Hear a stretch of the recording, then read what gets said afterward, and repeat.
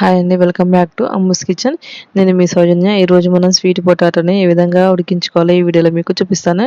వీటిని కొన్ని చోట్ల గనుసుగడ్డలని, కొన్ని చోట్ల చిలకడదుంప అని పిలుస్తారు. ఇప్పుడు మనం వీటిని ఏ విధంగా ఉడికించుకోవాలో ఈ వీడియోలో మీకు చూపిస్తాను.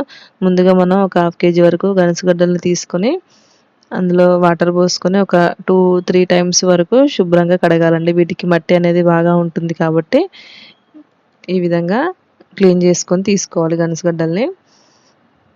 ఇప్పుడు స్టవ్ మీద ఒక గిన్నె పెట్టుకొని అందులో మనం గనుసుగడ్డల్ని వేసుకోవాలి. వేసుకున్నాక ఇప్పుడు అందులో ఒక 2 స్పూన్ల వరకు ఆయిల్ని వేసుకోవాలి. ఆయిల్ వేసుకున్నాక ఇప్పుడు ఒక 2 స్పూన్ల వరకు షుగర్ని వేసుకోవాలి. లేదంటే మనం బెల్లం కూడా వేసుకోవచ్చు అండి షుగర్ ప్లేస్లో.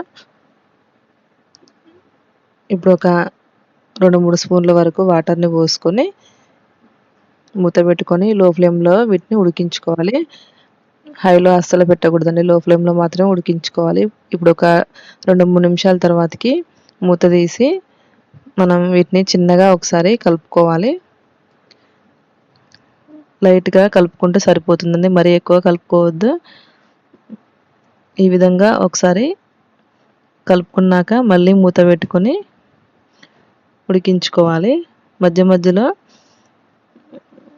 మనం గిన్నెని ఈ విధంగా కిందికి పైకి అనేది కుదుపుకోవాలి. ఇలా చేయడం వల్ల మనకి మంచిగా ఉడికిపోతాయండి స్వీట్ పొటాటోస్. ఒక 15 మినిట్స్ వరకు టైం పడుతుంది ఇవి ఉడకడానికి. 15 మినిట్స్ తర్వాతకి మనకి గనుసుగడ్డలు ఉడికిపోతాయి. ఇప్పుడు స్టవ్ ఆఫ్ చేసుకొని వీటిని ఒక ప్లేట్లోకి తీసుకొని సర్వ్ చేసుకోవాలి.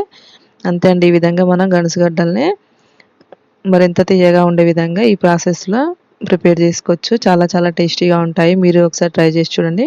మీకు ఈ వీడియో నచ్చినట్లయితే ప్లీజ్ లైక్ చేయండి, షేర్ చేయండి, కామెంట్ చేయండి.